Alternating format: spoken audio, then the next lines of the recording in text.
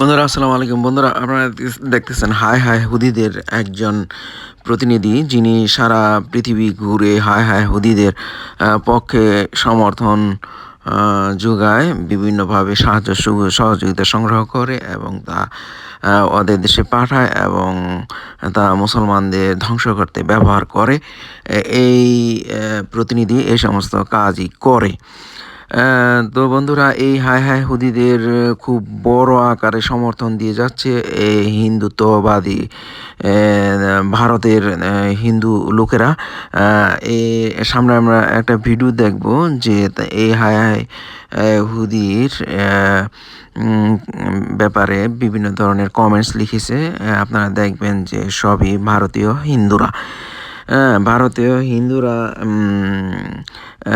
এতটাই হায় হায় হুদিদেরকে পছন্দ করে যে তারা তাদের দেশের ভিতরে যৌথভাবে অস্ত্র তৈরির কারখানা গড়ে তুলেছে এবং সেই অস্ত্র ব্যবহার করছে মধ্যপ্রাচ্যে মুসলমানদের মারার জন্য। যেখানে যুদ্ধ চলছে সেখানে তারা সে সমস্ত ব্যবহার করছে।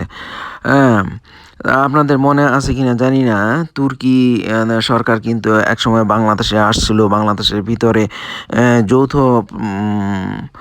ভাবে একটা না অনেক কিছুই করার চিন্তাভাবনা করে আসছিল তুর্কি সরকার বাংলাদেশে। কিন্তু ভারতের হিন্দুত্ববাদী সরকারের চাপে পড়ে আওয়ামী লীগ, যারা এখন দেশ নিয়ন্ত্রণ করতেছে, তারা তা বাতিল করে দেয়।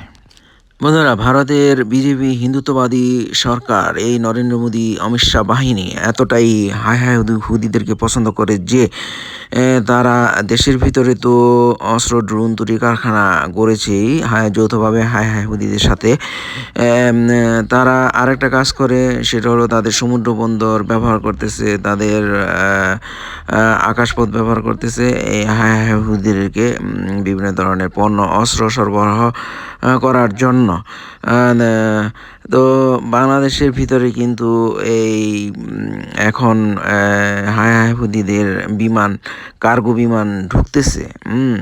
তো এটা আমরা জানি না আওয়ামী লীগ সরকার কি জন্য হায় হায় হুদিদের কার্গো বিমান বাংলাদেশের ভিতরে ঢুকতেছে এবং বাংলাদেশ থেকে তারা কি নিয়ে যাচ্ছে। এটা কি ভারতের চাপে পড়েই আওয়ামী লীগ সরকার হায় হায় হুদিদেরকে বিভিন্ন ধরনের পণ্য অস্ত্র মানুষ মারার জন্য বাংলাদেশ থেকে পাঠাচ্ছে?